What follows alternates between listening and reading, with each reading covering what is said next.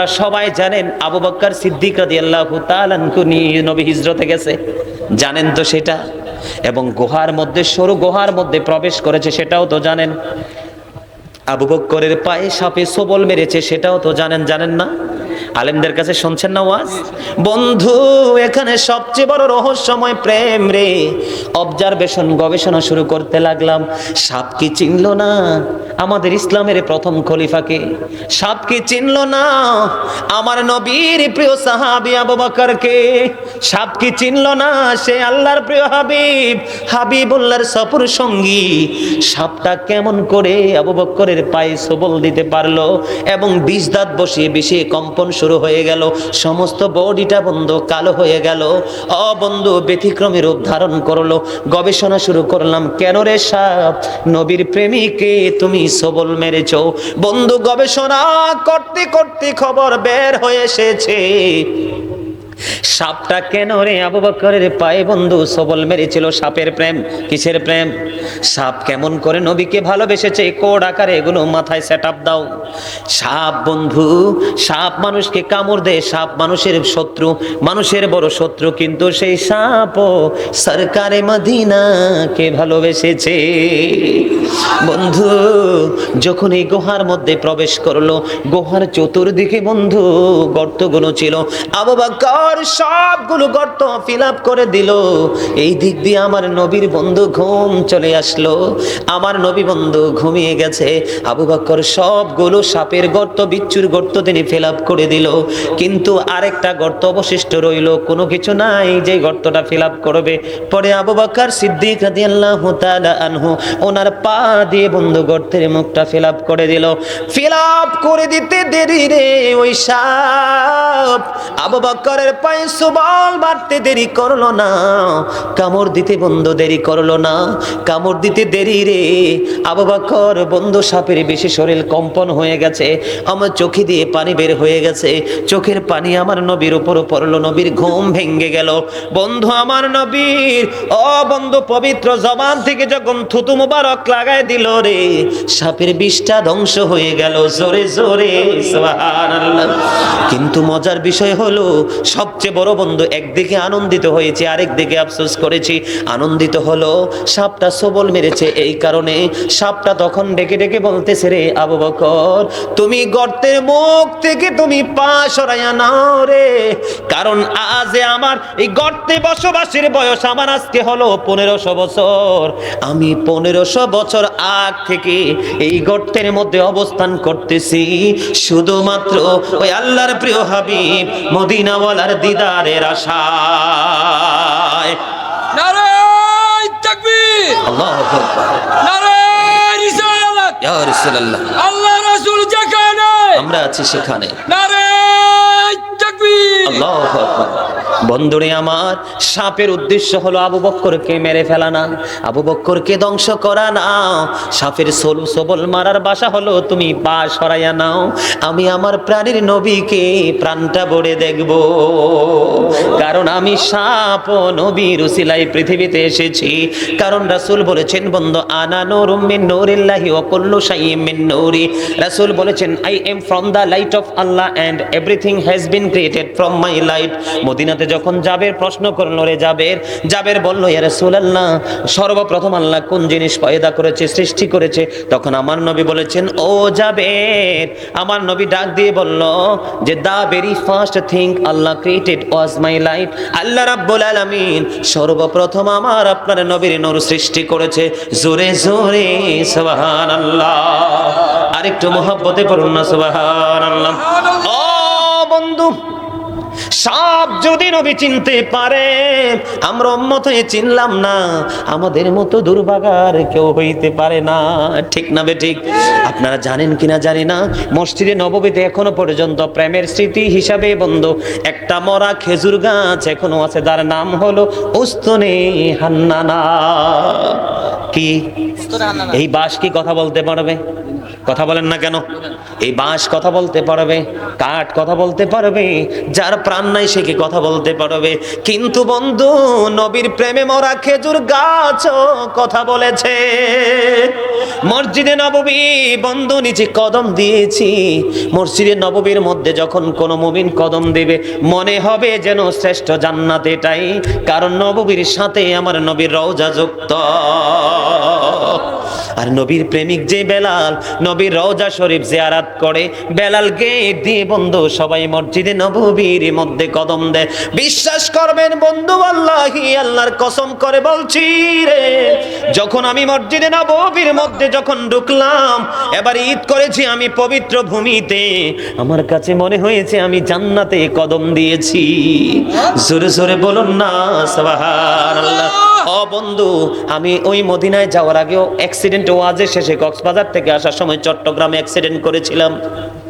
আমি বলেছি আমি মরে যাব, অসুস্থ শরীর নিয়ে বন্ধু মদিনায় চলে গেলাম।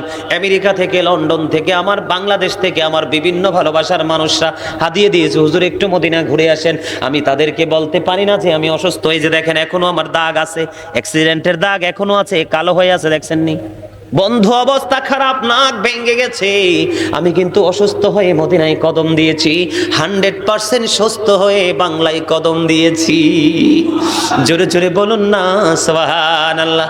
আমি যখন জমজমের পানি খেয়েছি, আমি মনে মনে বলেছি আল্লাহর নবীর দেশের পানি আমার বিমার সব ধ্বংস করে দিবে। যখন আমি মদিনার পানি দিয়ে বন্ধু গোসল করেছি, গোসল যখন করতাম আমার মনে হতো, আমার ফিলিংসটা এমন আসতো রে, মাথা থেকে পা পর্যন্ত এই বডির যত দূষিত জিনিস আছে সবগুলো আমার নবীর দেশের পানি আমাকে মুক্ত করে দিয়েছে। জোরে জোরে বলুন না সুবহানাল্লাহ। বন্ধু, মসজিদে নববীর মধ্যে তখনও বন্ধু মিম্বর হয়নি। যখন মসজিদে নববীর মধ্যে মিম্বর হলো, মা আয়েশা সিদ্দিকা রাদিয়াল্লাহু তাআলা আনহা থেকে বর্ণিত, মসজিদে নববীতে যখন মিম্বর হলো, হাসান ইবনে সাবিত কুফরিকে নিন্দা করে আমার নবীর শান মানকে উচ্চ মর্যাদা দিয়ে সরে সরে ছন্দে ছন্দে নাচ পরিবেশন করেছে। জোরে জোরে বলেন সুবহানাল্লাহ। আমার নবী খুশি হয়েছে। কি হয়েছে? আমরা কি গজল গাই না? কথা বলেন না কেন? আমরা গজল গাইনি? চেয়ারম্যান সাহেব পক্ষে নি গজলের? 100% আলহামদুলিল্লাহ বলেন। আর লাগে কি মিয়া? চেয়ারম্যান যদি এই ইউনিয়নের চেয়ারম্যান যদি গজলের পক্ষে হয়, গজলের বিপক্ষে আর থাকবে কি? ঠিক না বলেন? চাইলেও চেয়ারম্যান সাহেবের সামনে বিরোধিতা করা সম্ভব নয়, কারণ সাচ্চা আশিকের রাসূল। ঠিক কিনা বলেন? আমি নবীর আগমন নিয়ে কিন্তু অনেক গজল লিখেছি, আমি কিন্তু একজন রাইটার। আপনারা কিন্তু বোকা, আপনারা কিন্তু আমার বলেন নাই গজল গাইতে, কারণ গজল গাইলে কিন্তু হুজুরকে স্পেশাল একটু হাদিয়া দেওয়া লাগে, ঠিক না? তখন হুজুরে গজল গাইতে বলে না, কারণ হাদিয়া তো দিতে হবে, ঠিক না? ঠিক।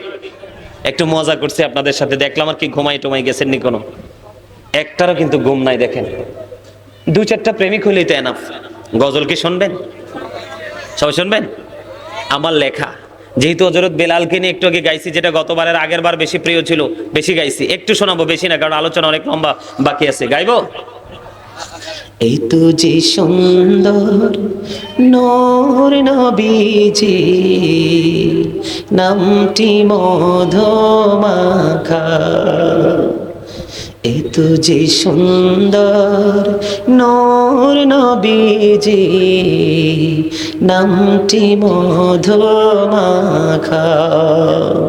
তুমি ছাড়া শূন্য জীবন, আমি যে বড় একা। ঠিক না বে? ঠিক।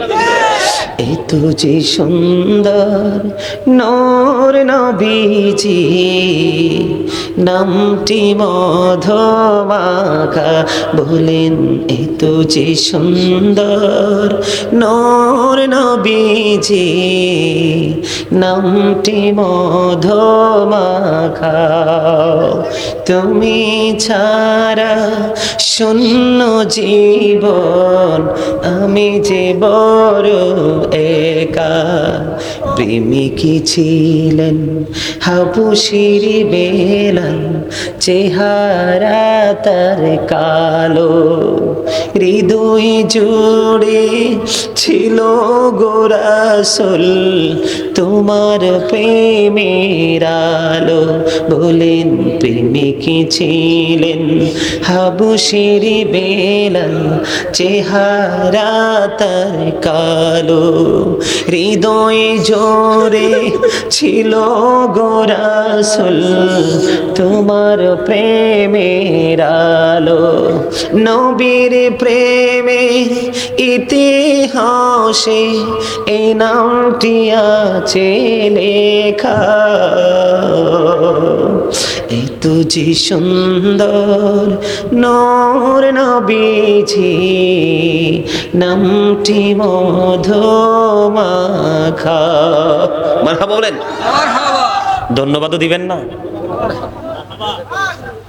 লেখা ভাই, শিক্ষিত সবাই হতে পারে, জ্ঞানী হতে পারে না, ঠিক কিনা বলেন? আবার জ্ঞানী পৃথিবীতে এমনও আছে সে প্রাতিষ্ঠানিকভাবে শিক্ষা অর্জন করে নাই, ঠিক কিনা বলেন? সকল জ্ঞানী কি প্রাতিষ্ঠানিক শিক্ষিত? আবার সকল প্রাতিষ্ঠানিক শিক্ষিত কি জ্ঞানী? কলম ধরতে প্রেম লাগে, কি লাগে? রাইটিং প্রফেশনে যারা এসেছে তারা আল্লাহর খাস রহমতে এসেছে, ঠিক কিনা বলেন? আরে জোরে, আরেকটু মহব্বতে। আমার মন চাই যে শুধু তোমায় দেখিতে, আমার মন চাই যে শুধু তোমায় দেখিতে। বলেন, আমার মন চাই যে শুধু তোমায় দেখিতে। ও প্রিয় নবী, দেখার লাগে পাগল মনটা, দেখা দাও না রে। আমার মন চাই যে শুধু তোমায় দেখিতে, আমার মন চাই যে শুধু তোমায় দেখিতে। ও প্রিয় নবী, দেখার লাগে পাগল মনটা, দেখা দাও না রে। আমার মন চাই যে শুধু তোমায় দেখিতে। যখন হলো নূর নবীজির এই ধরায় আগমন, বলেন যখন হলো নূর নবীজির এই ধরায় আগমন, আশিকের মনের ঘরে ধুলা লেগেছে। আমার মন চাই যে শুধু তোমায় দেখিতে। নূর নবীজি আসলো ভবে, প্রকাশ হলো মুজিজা। বলেন, নূর নবীজি আসলো ভবে, প্রকাশ হলো মুজিজা। পারস্যের রাজপ্রাসাদের গম্বুজ ভেঙেছে, পারস্যের রাজপ্রাসাদের পাথর খসেছে। আমার মন চাই যে শুধু তোমায় দেখিতে। মারহাবা। এই গজল যদি চট্টগ্রামে যা গাইতাম, পুরো পুরো প্যান্ডেল আওয়াজে মুখরিত করে দিত। জোরে জোরে বলেন আলহামদুলিল্লাহ। ছোট্ট একটা নবীর প্রেমের, এটা আমার লেখা তো, এটা তো পাবেন না, এগুলো মিডিয়াতে যখন আসবে তখন আপনারা পাবেন। আলহামদুলিল্লাহ আলহামদুলিল্লাহ। আমি ছোট্ট করে বলে আলোচনা গুছিয়ে দিচ্ছি, কারণ আমাকে কিন্তু আবার যেতে হবে। বন্ধুরে আমার, ওই যে বলেছি মরা খেজুর গাছ যখন মসজিদে নববীতে মিম্বর হয়নি, তখন আমার নবী উস্তুনে হান্নানা খেজুর গাছকে ব্যবহার করে খুতবা দিয়েছেন। বন্ধু, যখন এই মসজিদে নববীর মধ্যে যখন মিম্বর হয়ে গেল রে, আমার নবী কি করলেন? মরা খেজুর গাছ উস্তুনে হান্নানাকে ছেড়ে যখন খুতবা দেওয়ার জন্য মিম্বরে দাঁড়িয়ে গেলেন, আর ওই মরা খেজুর গাছ হাউ মাউ করে বন্ধু কান্না শুরু করলো। জোরে জোরে বলেন না সুবহানাল্লাহ। এই উস্তুনে হান্নানা মরা খেজুর গাছের কান্নার আওয়াজ উপস্থিত সকল সাহাবাই কেরাম বন্ধু শুনেছে। তখন ওই উস্তুনে হান্নানা মরা খেজুর গাছকে প্রশ্ন করা হয়েছিল, তুমি কি আমার সঙ্গী দুনিয়ায় হতে চাও না পরকালে হতে চাও? খেজুর গাছ উত্তর দিয়েছে পরকালে। জোরে জোরে বলেন সুবহানাল্লাহ।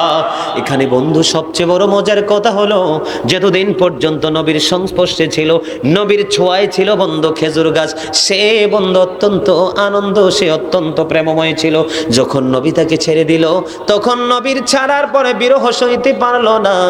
উস্তুনি হান্নানা বড়া খেজুর গাছ কান্না শুরু করলো, এবং নবীর প্রেমে সে পাগল যে সেটা প্রকাশ হয়ে গেল। জোরে জোরে সুবহানাল্লাহ।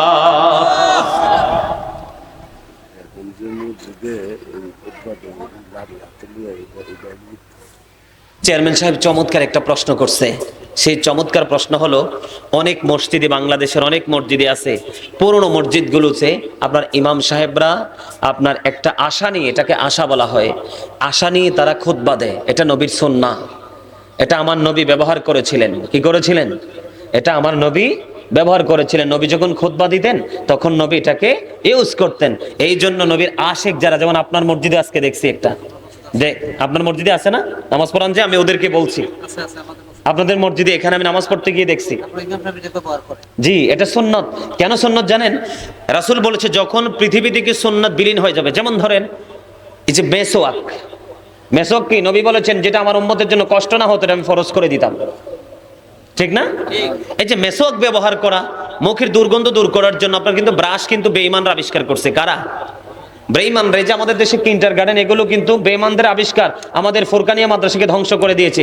তার মানে মা ঘুমটা দিয়ে বাচ্চাকে মাদ্রাসায় নিয়ে যেত, এখন মা ঘুমটা ফেলে লিপস্টিক দিয়ে কিন্ডারগার্টেনে যাবে। ঠিক, এটা হলো বেঈমানদের একটা টেকনিক। ঠিক তেমনি মেসওয়াক ব্যবহার করা হচ্ছে নবীর কি সুন্নাহ। চেয়ারম্যান সাহেব, চট্টগ্রাম সিটিতে খুলশিতে, আপনি তো নিশ্চয় জানেন চট্টগ্রামের সব প্রাণ কেন্দ্র হলো খুলশি। তো খুলশিতে যখন মাহফিলে গেলাম, যেটা গত বছর নামাজের গুরুত্ব নিয়ে আলোচ্য বিষয় ছিল, তখন একজন ভিআইপি পার্সন, মানে সরকারি জব করে আর কি, তো উনি সবকিছু ফ্রিটি হয়ে মানে ঘুমানোর জন্য উনি বেডে চলে গেছে। যাওয়ার পরে হঠাৎ করে মাইকের আওয়াজ ওনার কাছে গেছে। তো গেছে পরে আমি আবার, আপনারা যারা অনলাইনে যদি দেখেন আপনারা পাবেন, আমি আল্লাহর রহমতে আমাদের বাস্তব জীবনে বাস্তবায়ন করার জন্য এমন কোনো বিষয় নাই আমার মনে হয় না আমি সেই বিষয় নিয়ে আলোচনা করি নাই।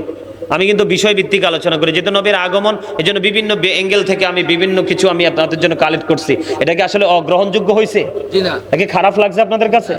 এটা আমি মনে করি নবীর আগমনের মাস, অনেকে বিভিন্ন রকমের তর্ক বিতর্ক করে ইমানকে মজবুত করার জন্য আমি মনে করেছি। আর আমার যে ভাই ইকবাল, অত্যন্ত কিন্তু হি ইজ ভেরি ক্লেভার। আমি বারবার বলছি আমাকে একটা বিষয় দেন, কয় না আপনার কোনো বিষয় নেই, মনের আনন্দে আওয়াজ করবেন। বারবার বলছি আপনি বিষয় দেন, কয় না আপনার জন্য কোনো বিষয় নেই, আপনি মনের আনন্দে ওয়াজ করবেন, যেটা মন চায় সেটা। আমি কিন্তু কোনো বিষয় দেয়নি, এই জন্য আমি আলোচনা করেছি। তো উনি আমার আলোচনার প্রায় শেষের দিকে, প্রায় 2 ভাগ পার হয়ে গেছে, এবার দৌড়াইয়া উনি আসছে, ওয়াজ শেষ, বিদায় নেব এমন সময় দর্শকদের সামনে উনি দাঁড়াইছে, দাঁড়াইয়া বলতেছে, হুজুর আপনারা আলেমদের কথা যে সত্য, এটার সত্যতা প্রমাণ করার জন্য আজকে আমি এসেছি। বললাম কেন? তো আমি আমার দাঁতের জন্য কত ডাক্তারের কাছে আমি দেখাইছি, কোনো ডাক্তারের ট্রিটমেন্টে আমার দাঁত ভালো হয়নি, কিন্তু আমি আপনার আলোচনা শুনতে শুনতে মেসওয়াকের গুরুত্বটা কি, কত ফজিলতপূর্ণ, এটা আমি জানলাম। জানার পর থেকে ডাক্তার ছেড়ে দিয়ে আমি এবার কন্টিনিউ মেসওয়াক করা শুরু করলাম। হুজুর আজকে আমি একেবারে 100% সুস্থ, শুধু মেসওয়াকের ছোঁয়ায়। আসলে মেসওয়াকের ছোঁয়ায় তিনি সুস্থ হননি, মেসওয়াকটা তিনি নবীর সুন্নাহ মনে করে ইউজ করেছে বিদায় আল্লাহ রাব্বুল আলামিন খুশি হয়ে তার মুখের বিমার মুক্ত করে দিয়েছেন। জোরে বলেন সুবহানাল্লাহ। মেসওয়াক কোট করো, এটা কি মেসওয়াক, এজন্য নবীর সুন্নাত। চেয়ারম্যান সাহেব যে প্রশ্ন করেছেন অত্যন্ত গুরুত্বপূর্ণ। অনেকে এটাকে ফিতনা মনে করে, ফিতনা মনে করবেন না। আসলে ইসলামিক ইতিহাস সবাই জানে। আপনি যারা ফতোয়া দেয়, ভুল ফতোয়া দেয়, তাদেরকে প্রশ্ন করবেন যে ইয়াতে সিহাসিত্তার অন্যতম গ্রন্থ বুখারীতে কয়টা হাদিস আছে এবং কয়টা পড়ছে। আমার কথা কি বুঝতে পারছেন? কথা বলেন, বুঝতে পারছেন? সম্মানিত উপস্থিতি, নামাজের কথা কোরআনে আছে, কিন্তু রাকাতের কথা কি কোরআনে আছে? কয় রাকাত পড়ব এই রাকাতের কথা কি কোরআনে আছে? আমরা সেটা কালেক্ট করছি কোত্থেকে? হাদিস থেকে না? কথা বলেন কোত্থেকে? এই জন্য আপনাদেরকে কোরআন, দেহ এবং আত্মা যেমন মিলে একটা পরিপূর্ণ মানুষ হয়, কোরআন, হাদিস, ইজমা, কিয়াস মিলেই কিন্তু ইসলাম। এটা ধর্ম।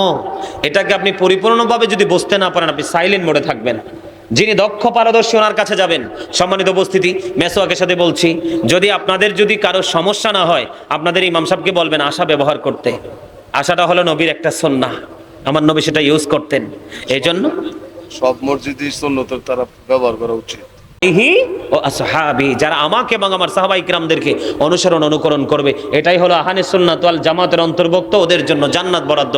সম্মানিত উপস্থিতি, চেয়ারম্যান সাহেব কিন্তু অত্যন্ত মানে স্পর্শকাতর প্রশ্নগুলো করেছেন। তিনি দুইটা প্রশ্ন করেছেন। এখানে বর্তমানে বাংলাদেশে যত ফিতনা ছড়াচ্ছে, এটা কি সাধারণ মানুষ না আলেমরা? আলেমরা। কথা বলেন। আলেমরা। আরে ভাই, আমরাই তো, আমরা আমি আমাকে সব দেখি বলছি আমরা। নবী বলেছেন কিয়ামতের পূর্বক্ষণে পৃথিবীতে একটা আলেম, একটা মেতর এবং মুসির চাইতে নিকৃষ্ট হবে। নাউজুবিল্লাহ বলবেন না? তারা নিজের সুবিধার জন্য, নিজের আধিপত্য বিস্তারের জন্য, নিজেকে জনসম্মুখে প্রস্তুত করে পাবলিশ করার জন্য, নিজের ক্ষমতাকে বৃদ্ধি করার জন্য, সুবিধার জন্য যখন মনে যেটা আসবে সেই রকম ফতোয়াই দিবে। আর সেই ফতোয়ার কারণে মানুষ একটা পক্ষ থেকে আরেকটা পক্ষ ডিভাইড হয়ে যাবে। মানুষের মধ্যে বিভ্রান্তি, মারামারি, কাটাকাটি, হানাহানি। আপনারা বলেন, এই যে বাংলাদেশের যতগুলো মসজিদের মধ্যে মারামারি ফতোয়া হয়, মারামারি হয়, কি ইমাম সাহেবদের কারণে হয় না? কার কারণে? একজন জেনে বুঝে ফতোয়া দেয়, উনি রাইট। আর আরেকজন জেনে বুঝে ফতোয়া দেয় না, ওনার পূর্বসূরি, ওনার দলের লোক যা বলে আসছে উনি এটা বিশ্বাস করে ফতোয়া দিচ্ছে। কিন্তু আমি তো আমার দলকে ফলো করব না, আমি তো মক্কাকে ফলো করব না, আমি তো মদিনাকে ফলো করব না, আমি ফলো করব কোরআন এবং হাদিস। ঠিক কিনা বলেন? তবে ফিতনাটা এখন বর্তমানে মুরব্বীদের মাঝে নাই। এখনো মুরব্বী, আপনাদের মতো মুরব্বী যেখানে আছে এখানে কোনো ফিতনা নাই। ফিতনা হচ্ছে শুধু ইয়াংদেরকে নিয়ে। তারা তো কোরআনটা পড়ে ইয়াটা দিতেছে। এখানে কোরআনের তো ধারা আছে চেয়ারম্যান সাহেব। কোরআনের অপব্যাখ্যা কেউ করে, অপব্যাখ্যা কেউ আবার কি ব্যাখ্যা করে জানেন? একটা আয়াতের মধ্যে ফার্স্ট টাইমে একটা অংশ, সেটার অর্থ একরকম, লাস্ট টাইমে আরেকটা আয়াতের একটা অংশ, সেটার অর্থ আরেক রকম। আপনি তো দেখতেছেন উনি কোরআন তেলাওয়াত করতেছে, কিন্তু উনি ফার্স্টটা তেলাওয়াত করেছে, লাস্টটা যখন তেলাওয়াত করবে অনেক সময় কোরআনের অর্থ থেকেও কিন্তু হাকিকত বোঝা যায় না। বুঝতে হলে আপনাকে ব্যাকগ্রাউন্ড জানতে হবে। আপনাকে আরবিতে শানে নজুল বলা হয়, বাংলাতে বলা হয় অবতীর্ণ হওয়ার কারণ। অনেক সময় আপনি ব্যাকগ্রাউন্ড জানার পরে আপনি সেই আয়াত নাজিলের মূল অর্থ খুঁজে বের করতে পারবেন। কোরআন শরীফের অর্থ বুঝে শুধু অর্থ, বাংলা অর্থ পরে লাভ হবে না। শোনেন, ওই যে বলেছেন অনলাইন মিডিয়া, গত কিছুদিন আগে আমাদের কুমিল্লা চকবাজার শাখার পূবালী ব্যাংকের অফিসার, ওনার সাথে আমার একটা একটা কমিউনিকেশন আছে। উনি ওয়েবসাইট থেকে, মোবাইল থেকে একটা আয়াত দেখালো। উনি আমাকে বলতেছে, হুজুর দেখেন তো। আমি গেছি, ওই আমার এক ভক্ত আমেরিকা থেকে রেমিটেন্স পাঠাইছে, পরে এটা আনার জন্য গেছি। যাওয়ার পরে বলতেছে, হুজুর মোবাইলে দেখেন আমি আয়াতটা পড়েছি, আমার কাছে সন্দেহ মনে হচ্ছে, দেখেন তো রাইট আছে কিনা। চাইয়ে দেখলাম পুরোই উলট পালট। তিনি তখন আমাকে সাথে সাথে ব্যাংকে বলেছে, হুজুর আজকে থেকে ওয়েবসাইটের কোনো কিছু আমি বিশ্বাস করবো না। সম্মানিত উপস্থিতি, মন গড়া কথা, মন গড়া ফতুয়া কিন্তু এখন আপনি যেই কোনো জায়গায় বসে দিতে পারবেন। আপনি আপনার ঘরে বসে দিতে পারবেন, কিন্তু ঘরে বসে যে দিচ্ছেন, আরেকজন যে নিচ্ছে, এটা যে সত্য নাকি মিথ্যা এটা তো আইডেন্টিফাই করার মতো সেই ব্রেইন তো আপনার নাই। আপনি তার মানে আপনি সেদিকে যাওয়ার মোটেই উচিত হবে না। আপনি উচিত হবে কি, একজন হক্কানি আলেমকে ফলো করা। ওনার কাছ থেকে প্র্যাকটিক্যালি বসে আপনি তথ্য কালেক্ট করা হচ্ছে সবচেয়ে বেশি মহব্বতের বিষয়। যেমন ধরেন নবীর একটা সুন্নাত, যেই ব্যক্তি একটা সুন্নত বিলীন হয়ে যাচ্ছে, যেমন নবীর সুন্নাহ আশা ব্যবহার করা জুমার দিনে খুতবা দিতে গিয়ে, এটা কিন্তু ম্যাক্সিমাম মসজিদে নাই, বেদাত বলে ফতোয়া দিয়ে উড়িয়ে দেয়। অথচ হাদিস শরীফ কি প্রমাণ করেছে? যখন একটা সুন্নাত বিলীন হয়ে যাবে, কেউ যদি এই বিলীন হওয়া সুন্নাতকে ধরে মানুষের সামনে তুলে ধরে সেই সুন্নাত আমল করার জন্য উৎসাহ জুগিয়ে দেয়, কাল কিয়ামতের দিনে সুন্নাত আমল করার জন্য 100 শহীদের মর্যাদা নিয়ে সে জান্নাতে যাবে। সুবহানাল্লাহ। অথচ শহীদরা মরার পরে তার গোসলের দরকার নাই, কাপনেরও কোনো দরকার নাই, কোনো কিছুর দরকার নাই, তাকে আপনি এমনিতেই যাপন কি করতে পারবেন, মাটি দিতে পারবেন। তাদের এত মর্যাদা, 100 শহীদের মর্যাদা পাওয়া যাবে একটা সুন্নাত মানার কারণে। সম্মানিত উপস্থিতি, নবীর সুন্নাহ এত দাম। সুন্নাহ মানে কি জানেন? ইসলামটাকে পরিপূর্ণরূপে জেনে বুঝে নিজের বাস্তব জীবনে বাস্তবায়ন করার নামই হলো সুন্নাহ। কি না মিথ্যা বলছি? হ্যাঁ, আপনি একটা মানলেন আরেকটা মানলেন না, লাভ হবে না। এবং আমি সুন্নি জামাতের লোকেদের মধ্যে বলি, আমাদের সুন্নি জামাতের মধ্যে যেমন আপনি সুন্নি জামাত করেন, না হলে সুন্নাতুল জামাতের অন্তর্ভুক্ত, কিন্তু আপনি সুদ খাচ্ছেন, আপনি ঘুষ খাচ্ছেন, আপনি নামাজ ছেড়ে দিচ্ছেন। নামাজ তো আপনি এই শুধু সুন্নি জামাত না, তো বাংলাদেশের মানুষের নামাজ নাই বললেই চলে মিয়া। ইমাম সাহেব হাইয়া আলাস সালাহ হাইয়া আলাল ফালাহ বলে দাঁড়িয়ে থাকে, নামাজে মুসল্লি যায় না, এটা কিয়ামতের আলামত। শোনেন, আপনি মানুষের মতো মানুষ হতে হলে সূরা আনকাবুতে ঢুকতে হবে, ইন্নাস সালাতা তানহা আনিল ফাহশাই ওয়াল মুনকার। ফেয়ার ইজ দ্য কি টু প্যারাডাইস। নামাজ হলো জান্নাতের চাবি। নামাজ কি? আজকে আমরা ভালো হতে পারি না কেন জানেন? আমরা মানুষের মতো মানুষ হতে পারি না কেন জানেন? আমাদের ঈমানও ঠিক নাই, আমলও ঠিক নাই। আমলের মধ্যে সবচেয়ে গুরুত্বপূর্ণ আমল হলো নামাজ। যেমন একটা গল্প বলি, গল্পটা বলে শেষ করে দিব। রাজার বাড়ির আঙ্গিনা এক রিক্সাওয়ালা যে প্রতিদিন বসে থাকে। কি করে? রিক্সার ড্রাইভার। তো রানীর এটা চোখে পড়ছে, হাইসা উড়াই দিও না। জ্ঞানী লোকেদের কথাগুলো এগুলো কলম দিয়ে নোট করে রাখবা। যখন তোমার বিবেচনা করার বয়স হবে তখন তুমি পেপার খুলে এটাকে নিয়ে অবজারভেশন করবা, দেখবা এখন থেকে অনেক অজানা তথ্য তোমার কাছে উঠে আসবে। কাজী নজরুল ইসলাম কবে কবিতা লিখেছেন? আজও পর্যন্ত 4 কবিতার চর্চা হচ্ছে, ঠিক কিনা বলেন? আপনাদের কি মনে আছে?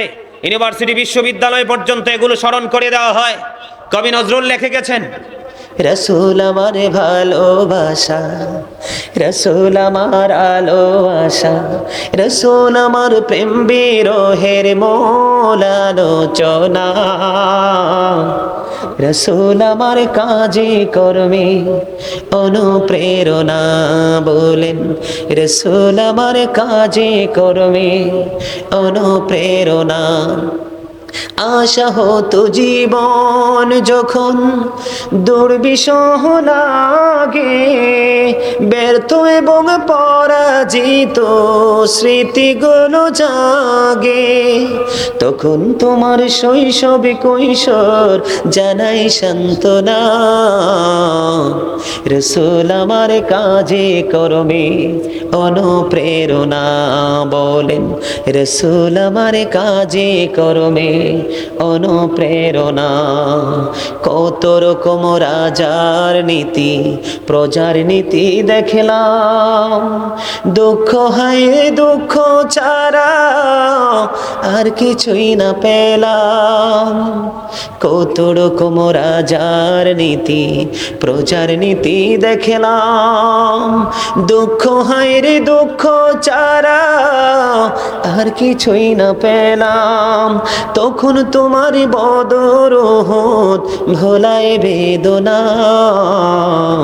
রসুল আমার কাজে কর্মে অনুপ্রেরণা।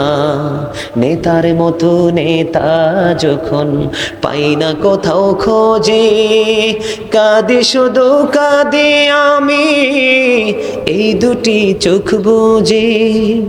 নেতার মতো নেতা যখন পাই না কোথাও খোঁজে, কাঁদি শুধু কাঁদি আমি এই দুটি চোখ বুঝে।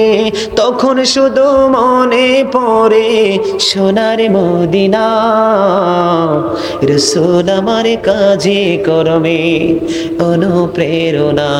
বলেন, রসুল আমার ভালোবাসা, রসুল আমার আলো আশা, রসুল আমার প্রেম বিরহের মূল আলোচনা।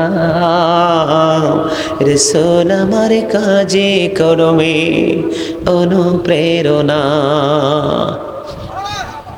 এগুলো হচ্ছে জ্ঞানী লোকেদের বিবেচনার বিষয়। আল্লাহ যখন কোরআনের আয়াত নাজিল করছে, রাসূল যখন হাদিস বর্ণনা করছে, তোমরা যদি জ্ঞানী হও তাহলেই তোমরা উপকৃত হবে, ঠিক কিনা বলেন? তাহলেই তোমরা বুঝবে। বন্ধুরে আমার যেটা বলতে চেয়েছিলাম, চেয়ারম্যান সাহেব নামাজের কথা বলছে, আমরা এখন কেমন নামাজি হয়েছি জানেন তো? রাজার বাড়ির সামনে যে বৈশা থাকে রিক্সাওয়ালা, তো রানীর চোখে পড়ছে, কাজের বুয়াকে বলতেছে, বুয়া ওই লোকটা প্রতিদিন আমার বাড়ির আঙ্গিনে এসে বসে থাকে, ব্যাপারটাকে একটু জেনে আসো তো। তাই আবার রিক্সাওয়ালার কাছে আসছে, আসার পরে বলতেছে, আমি প্রতিদিন আসি, তার কারণ হচ্ছে আমি তোমাদের রানীকে ভালোবাসি। কি করে? রানীকে ভালোবাসে। এই মিয়া, আপনারা হাসেন কেন? বুঝে হাসি দিয়েন। হাসি কিন্তু 2 ধরনের আছে, নেগেটিভ এবং পজিটিভ। কোনটা দিছেন হাসি? পজিটিভ। খুব চালাক, দুষ্ট দুষ্ট, সব বলে পজিটিভ। তো এখন তা রানী কয়, ভালোবাসা তো যে কেউ অন্তরে আসতেই পারে, এটা তো দোষের কিছু না। যাই হোক, সে যেহেতু ভালোবাসা ফেলাইছে, এখন আর কি করব?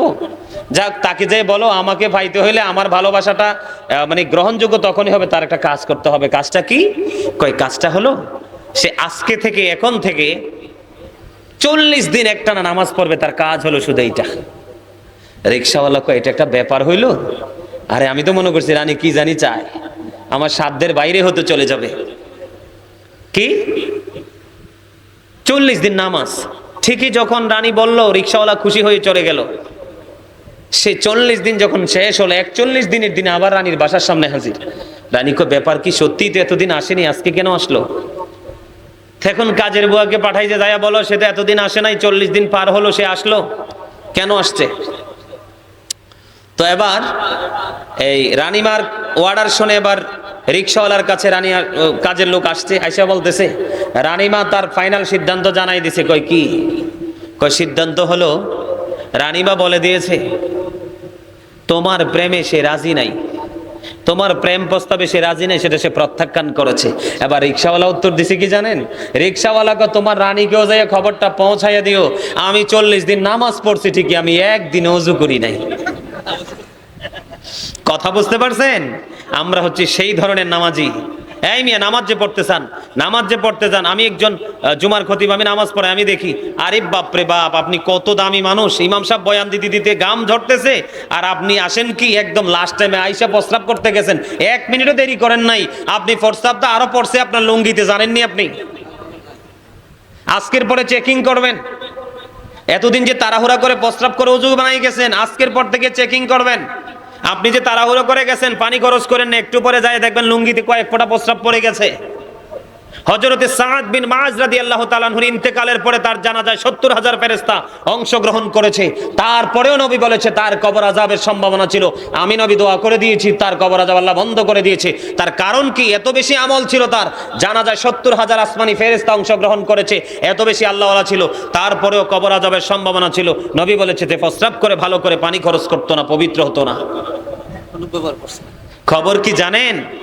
খবর জানেন না? মনে রাখবেন, পদ্মা মেঘনা যমুনার তীরে কত ঢেউ চলে যায়, আসে না তো ফিরে, আমিও চলে যাব এমনি করে, আসবো না কভু ফিরে। বলেন পদ্মা মেঘনা যমুনার তীরে কত ঢেউ চলে যায়, আসে না তো ফিরে। ঠিক না বে ঠিক?